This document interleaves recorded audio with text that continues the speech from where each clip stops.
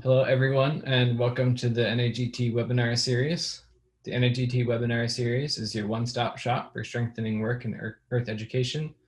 Webinars in this series feature novel and innovative work in Earth education, research, and pedagogy, new teaching materials, and the classroom and professional experiences of people like you. The NAGT webinar series is free and open to the public, and we encourage you to invite your colleagues to attend and join in the discussion. Before we get started, please take a moment to review the Zoom controls on the screen. We ask that you leave your microphones muted and video cameras off.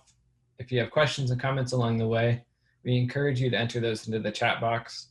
To access the chat box, find the Zoom control bar as it's shown on the screen and click on chat.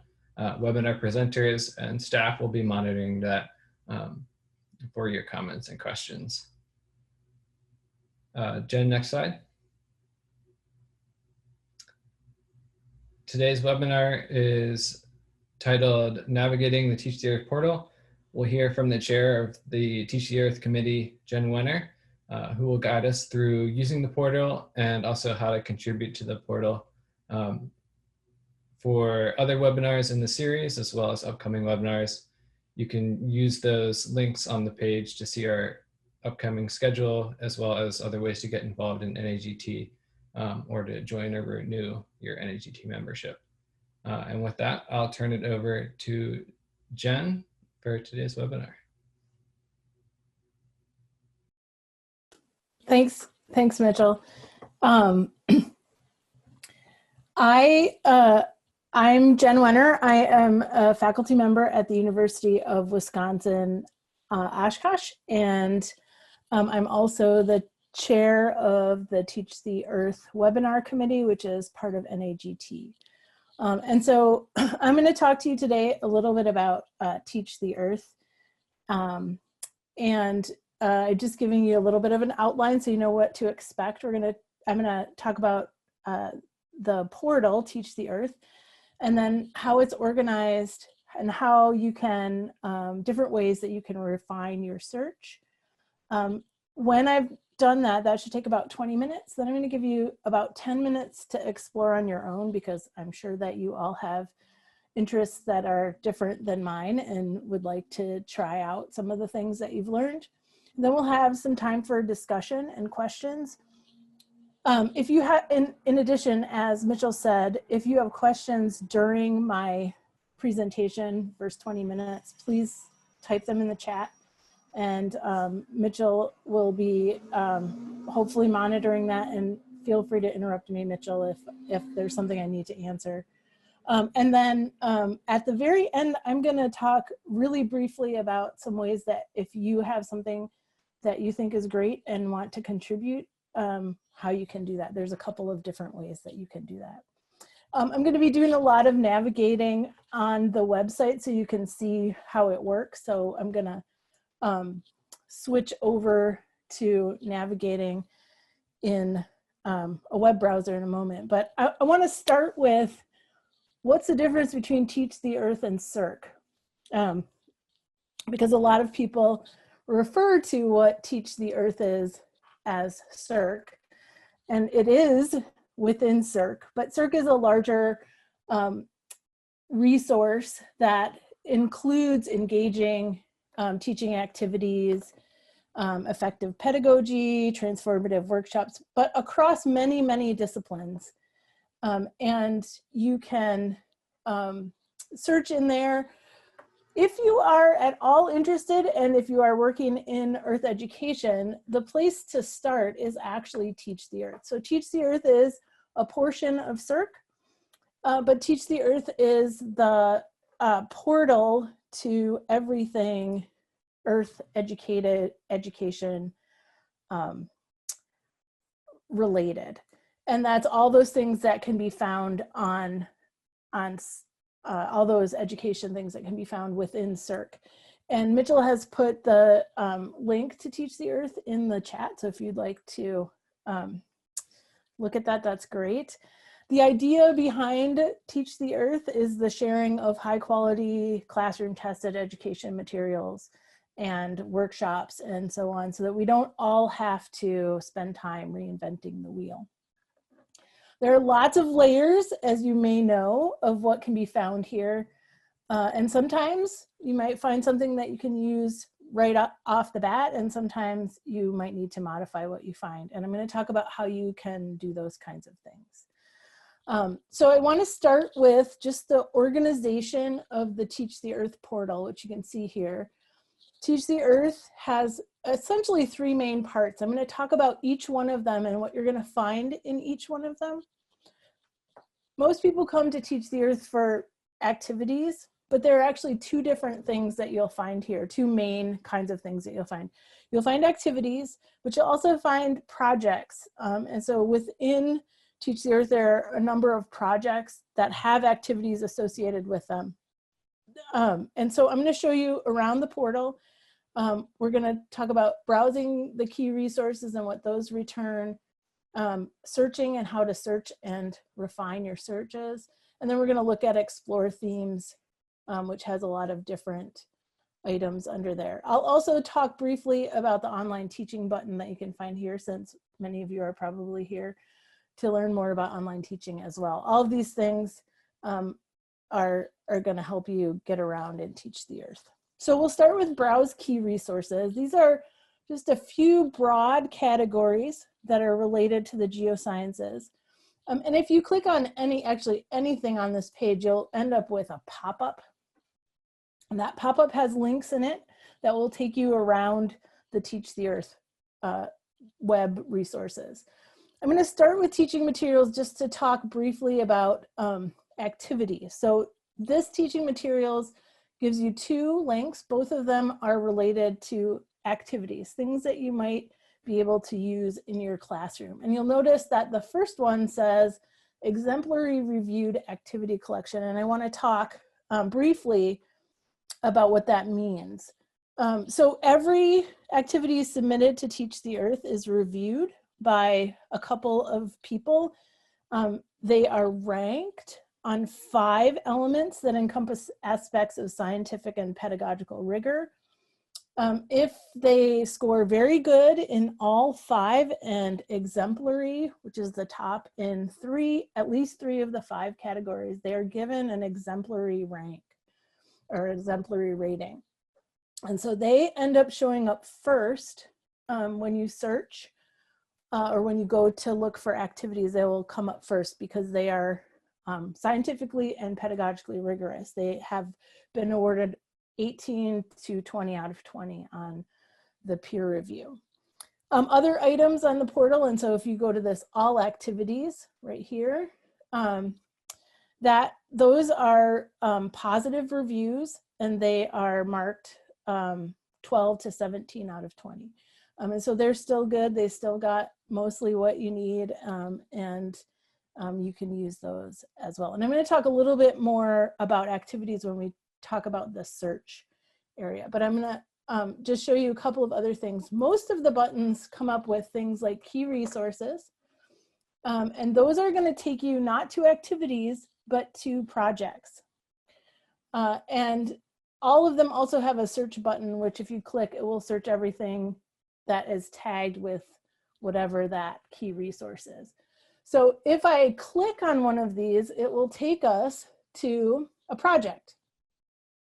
This project is increasing the diversity of your graduates within this project Integrate.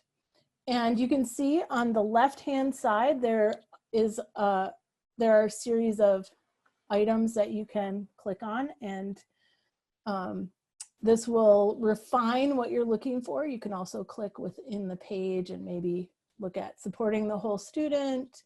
What does it mean to do that? So you can explore using the left-hand menu within the project. There's also related links which might take you to a different project. So projects are larger. They're not necessarily activities, but they are linked with good pedagogy, and often they have activities that you could use if they're part of that project. So I'm going to go back to Teach the Earth. So generally, any of these that you click on, you'll get these key resources, which will take you to a project, and then you can refine within those as well.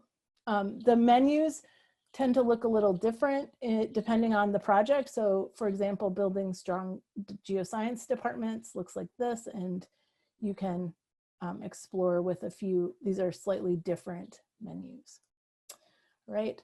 And those are just really broad categories that are of interest across the discipline. If you're going to search, which is probably where most of you are planning to look when you come here, if you click in that search box, you can limit your search to the entire portal. And if you do that, it returns about 26,000 items, which is a lot to sort through. If you just click go and you search the entire portal with nothing in there. You can also search just activities. You can search only exemplary activities.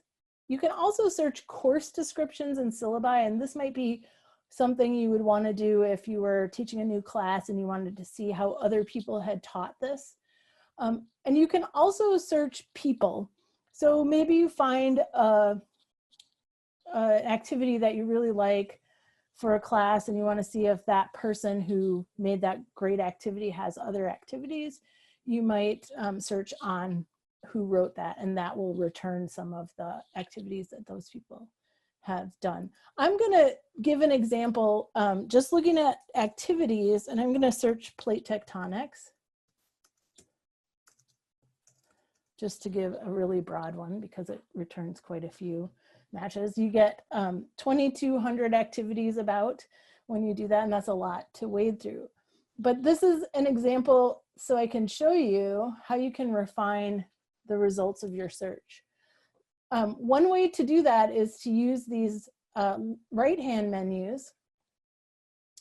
And they're generally information type, and I've already limited it to activities. So there's a bunch of types of activities here. You can also limit it by the subject, which there are lots of them. You can limit it by the themes, things like enhancing your teaching or different kinds of environments. Or you can limit it by the project where it lives. So what part of the Teach the Earth portal does it live in? And I'm gonna use an example from plate tectonics. And let's say you wanted to do a classroom activity. So if you click on that, it limits it to 858 matches, still a lot. And if you look here in this information type, there are some classroom type activities that you could limit it even more if you wanted to. I'm gonna say you wanted a classroom activity for your environmental science class. So I clicked on environmental science, that shows up here. And there's a whole bunch of sub topics that you could use here as well and limit it even more. I'm also gonna try to incorporate societal issues. So I'm gonna click on incorporating societal issues, gets it down to 143. And then maybe I wanna use the geodesy and societal issues project called Getsy, and I'll click on that. And we get down to 2 items that we could use, one of which is a exemplary activity. And so you could click on that and it gives you a summary. These even have online teaching tips, and then information about how to use it with files that you will need and how to assess and so on. Okay, so each activity in here has all of those things, and I'll talk a little bit more about that when I talk about contributing to that. Okay, so the easiest way to refine your search is to use these menus over here for a search, for the search box, and you can get them down to something that maybe is more relevant than more than 2,000 items. That's a lot to try to search through. So we'll go back to the beginning, and I'm just going to show you the last main part, which is explore themes.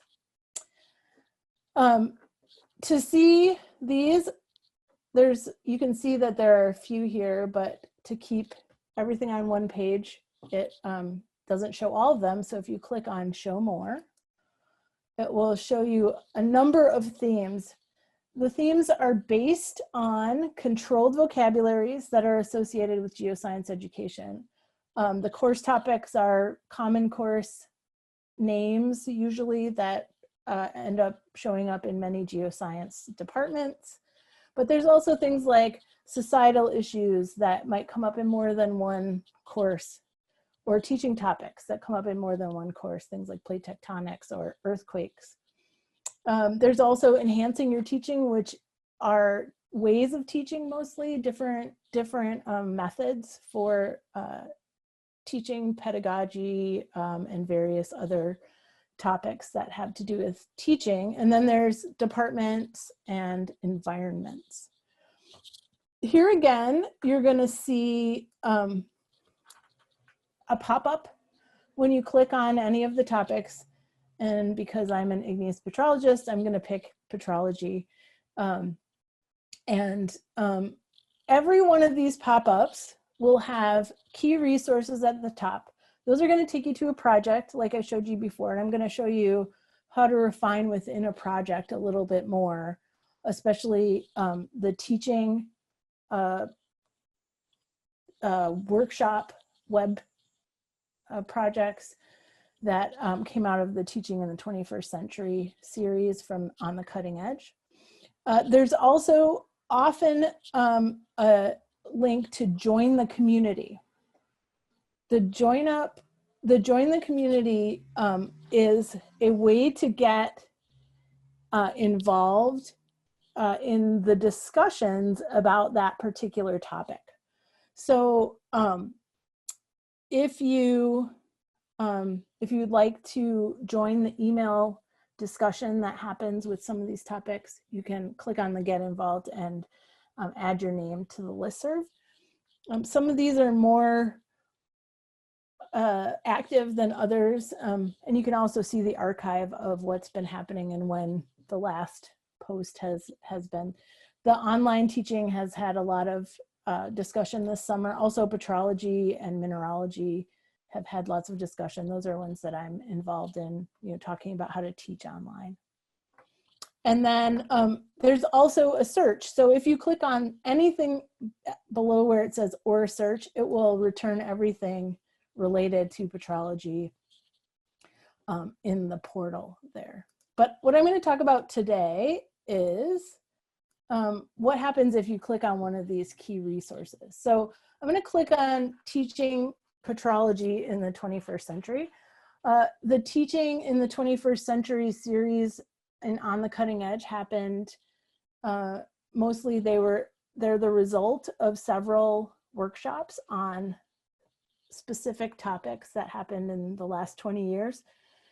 And there are a number of things that you can do. Usually the first page of these projects have a designing the course tutorial. So how do we set up an effective course? And then some other resources on the top page. But if you look over here again, on the left-hand side, there are a number of topics that you could select. Every single one of these projects also has teaching activities, or sometimes they're called classroom activities. So if you really want activities related to teaching igneous and metamorphic petrology, you can click on this and it will take you to petrology activities and examples and give you 302 matches, of which the top hits are always exemplary. So if you don't put anything in that search box, it returns the exemplary at the top, and then you have to go down if you want to find other things. You can, once again, refine the results over here using the controlled vocabularies that are part of the resources. You can do different subjects within igneous and metamorphic petrology, or you can use, you can do activities, different types of activities. You can also search, and I'm going to search phase diagrams, and it will give us about 59 matches. When you search in the search box, it will return the most relevant at the top. So you'll notice that the on the cutting edge exemplary collection are dispersed. And that's just because it's like Google. When you search, it gives you the first things have phase diagrams in their name, and then it goes down from there. So just so you know that you might have to look for the exemplary ones in there if that is something you're looking for. I'm sorry, my phone is ringing.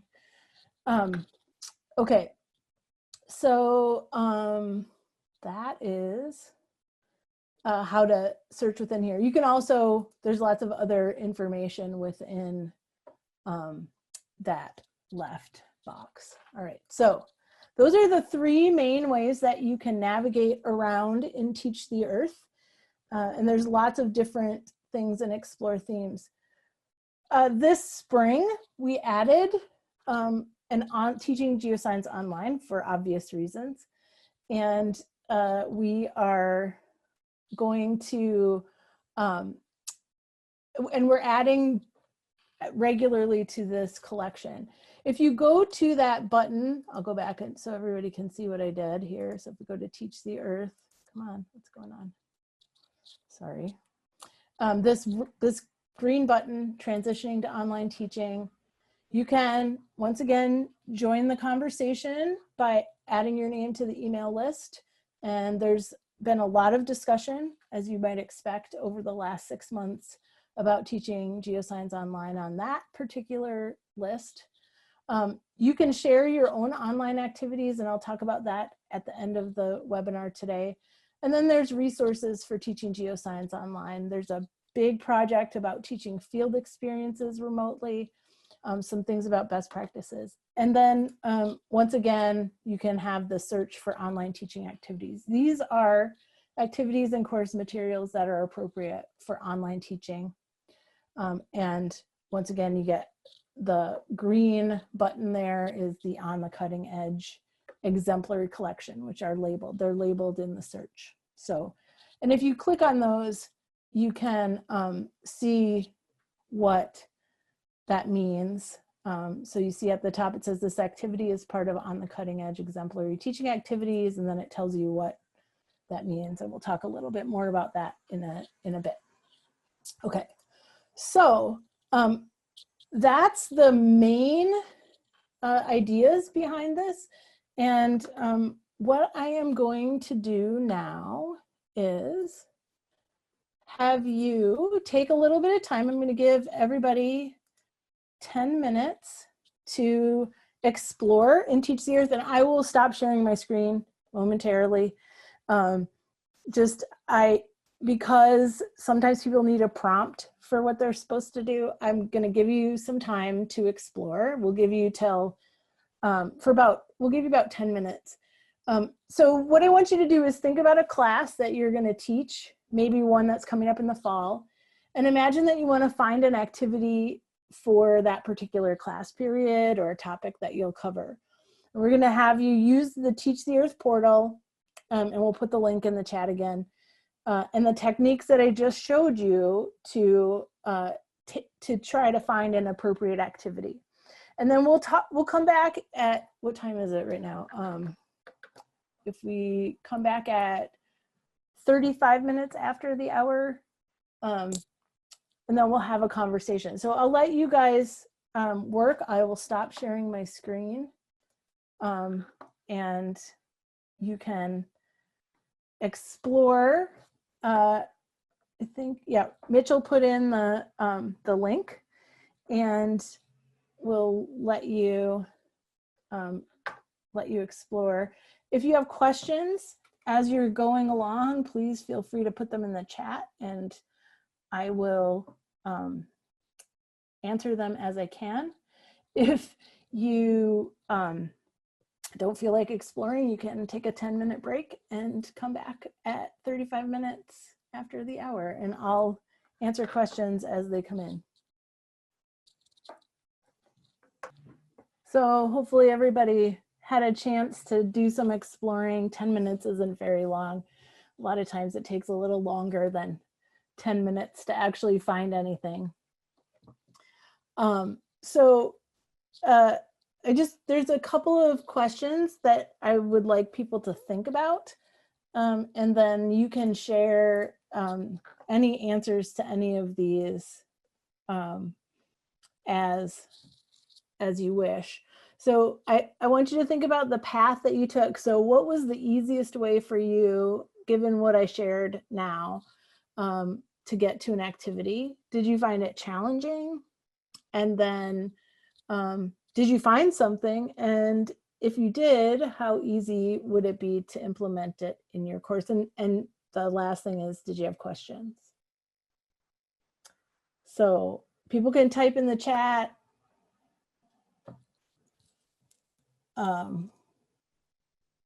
If people have questions or have comments, or nothing, it's perfect.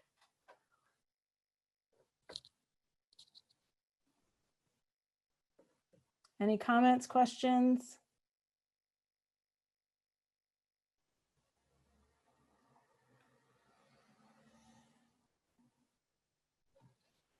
Oh, good. So some people found a PowerPoint easy to use.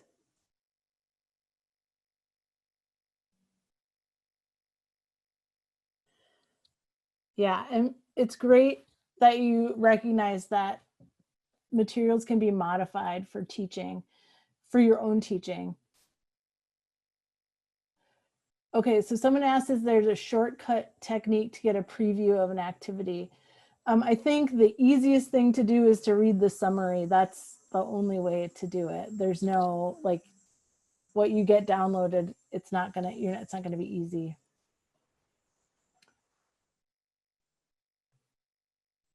A video activity and class outline, awesome.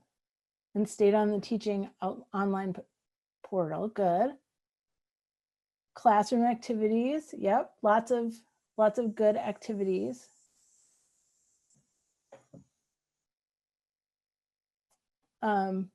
Did people, okay, yeah. So somebody asked if there's a shortcut to find an appropriate education level activity. Oops, let me get out of this. So if you want K-12, let me go back to, oops, teach the earth. You can click on this K-12. Actually, let's see if it's down here. There's K-12 science. Mitchell, maybe you can help a little bit. Is there a way to limit the level in the search? I don't know. Or Rory, maybe you can answer this. Right now, I don't believe so. So there are places where you can find K-12. You can also look under intro geology, and that's often both, 9 through 12 or something, 7 through 12, and intro college level. There are definitely, Paula says there's more choices for there's more higher ed, mostly. Yeah, and you can do K-12 to K to 8 and so on, in a variety of ways. So there are ways to find it. You just have to find the right place to look on Teach the Earth. But there are definitely K-12. They're also working on tagging for NGSS for K-12. So that's also is an important thing. Paula, I don't know, that's interesting. So most of the stuff on here is usually college level that's been designed, so that teaching mineralogy or teaching petrology, the on the cutting edge ones, those tend to be the college level ones. Let's see. Yeah, so Lindsay, you're correct. So if you do go here and you click exemplary and you type a search, so if I said plate tectonics, it doesn't search until you go to there, and then you can do plate tectonics and see what it is. So you have to, when you search, it just searches everything. There's 663 exemplary teaching activities, and then you can refine the results again. So yes, you're correct, Lindsay, that it does do that. You have to do the search in the new page. So it's almost easier to just click exemplary and then click go and then type your search in there. Other questions or suggestions? Did anybody find things that they felt like they could use immediately in their class? I'm gonna actually, let me, I'm gonna ask, I'm gonna ask you a poll. We'll have you do a poll. Let's try this again. I don't know what happened.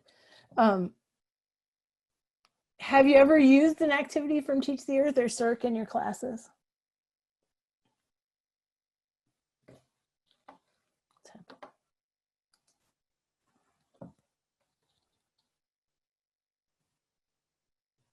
So several people have.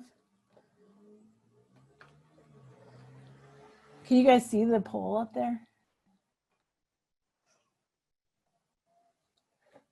Oh, let's see.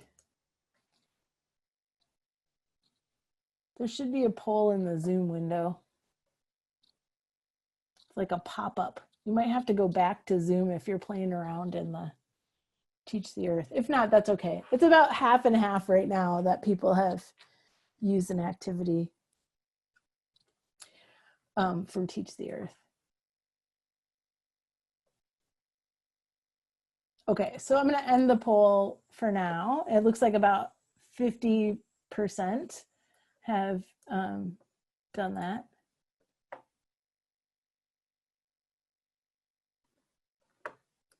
And I can share the results here. Sorry, there's the results. Put it over there. So about 50, I don't know how you can have 52% and 52%, but there's something quantitatively wrong there. Okay, so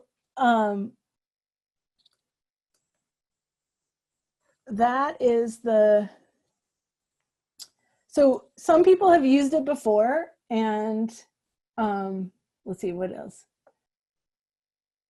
One of the things I've discovered is there are online tutors who students can hire to do their labs. Yeah, so is that, so sometimes, and I'm going to talk about the answer keys and how you can keep them hidden and so on. So I'll talk about that in just a minute. And Lindsay, I think your comment where it says, I find I often want much simpler activities and you just cut out 75%. I think that, you know, we often say that if you find something on Teach the Earth, you can just use it in your class. I think that that is something that we might want to stop saying, because you can, but oftentimes it takes a little bit more modification than, because you're not going to teach exactly like I teach and so on. And so it might take you a little bit of time to modify things that you find here, but it's a way to have sort of a base of how things, so that you don't have to start completely from scratch anymore. And I think that that's a good way to sort of talk about it that way. Okay.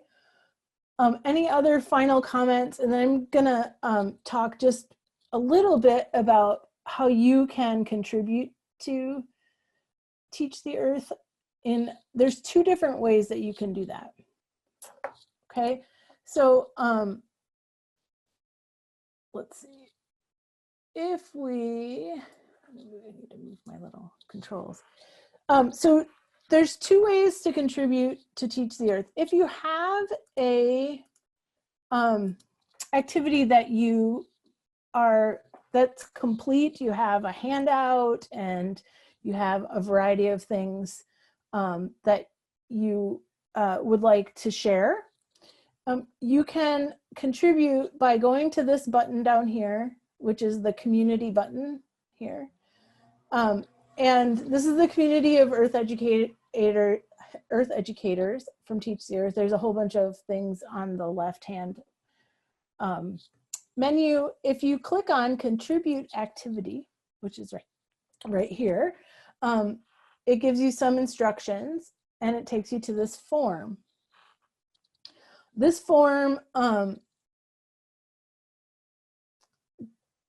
will guide you through developing a really rigorous activity that you could have on Teach the Earth. It has a variety of things to help you make sure that everything's there so that people can use it.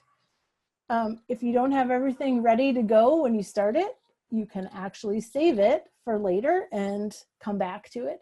So this has places to upload files. You can also indicate that you want a key to be hidden from the students, and then you have to have an account on SERC as a faculty member to be able to access those. So there are ways to do that. You should make sure that there isn't already an activity exactly like yours on Teach the Earth, and you can search around and see that. Once you've submitted the form, it becomes a page that you can edit. You will have editing access to that, and then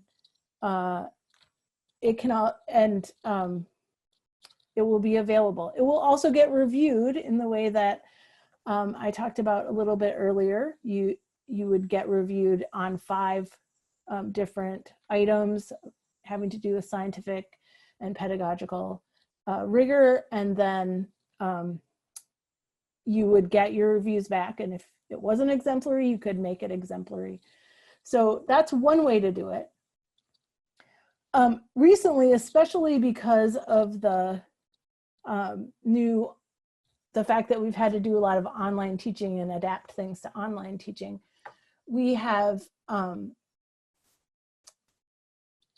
added a button where you can contribute your modifications to any of the resources.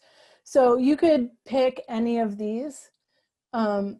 If you clicked on one of these, so if you want to contribute a modification to something that's already on Teach the Earth, you can go to that activity. So wherever you got it, you downloaded it. If this is the global sea level response to temperature changes and you modified it in some way, when you go there, you have the summary, and just below the summary, you see this little link here that says, use this activity, share your experiences and modifications. If you click on that, it will take you to a short form. It gives the URL of the original activity so that they know which activity you're referring to when you submit this form. And then you can describe, what did you do? How did you modify? And we're particularly right now interested in how people have modified these things for online so that we can add that information. You can add files if you've changed the files. If you have, for example, if Lindsay has a 15-minute version of this and she wants to share it, she could do that. You can give some more information if you want to give information about what course you taught it in and so on. And then you can submit that. And it will show up it'll show up on the page as a modification. There are lots of these in the integrate modules, if you know about integrate, and I can show you that in a minute. But there's also something like this, where this particular activity, lots of people who teach plate tectonics use Dale Sawyer's activity.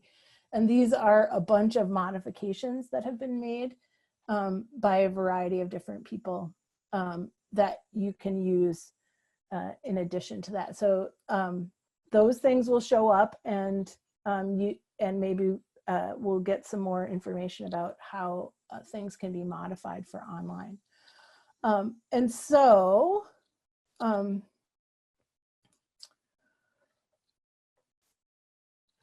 so there's two ways that you can contribute. You can contribute your own activity by going to that form for contributing an activity, and you can contribute a modification. And that just involves navigating to the activity that you've used and adding your information in that short form.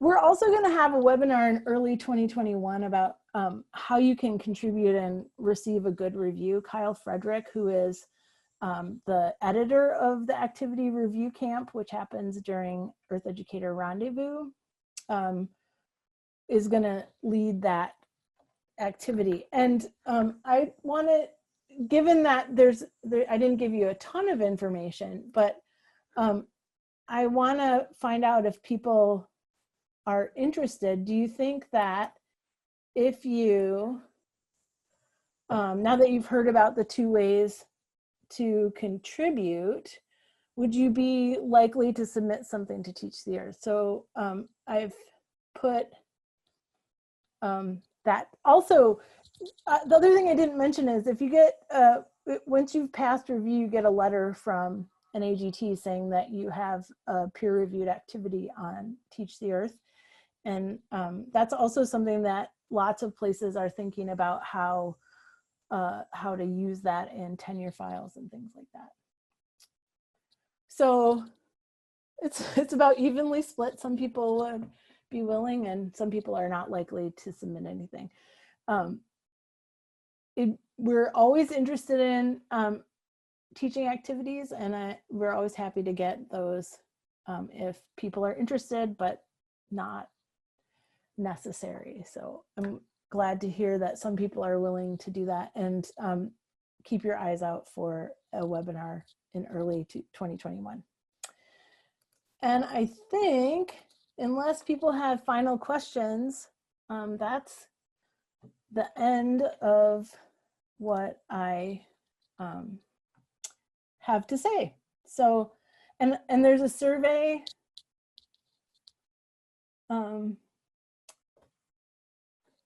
that I think you can fill out. The session is going to be recorded, and I'm also going to post some more detailed slides that have screenshots so you can see the way that those things happen as well, and you can click on some links on there too.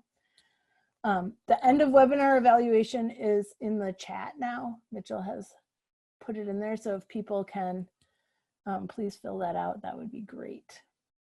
And thank you all for coming. And please let me know if you have any questions. I'll stick around for a little bit, and if people have questions, I'm happy to answer. Thanks, Jen, for the great and informative webinar today. And thank you everyone for participating. As Jen said, there's links in the chat, and I'll post them there again, to the end of webinar evaluation and the webinar event page, where we'll be posting the recording of today's webinar, as well as slides and related resources. So if you didn't see those already, keep an eye on the chat. They'll be there momentarily.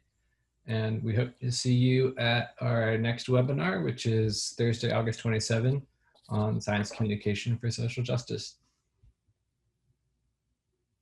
Thanks, everyone. Thank you, everybody.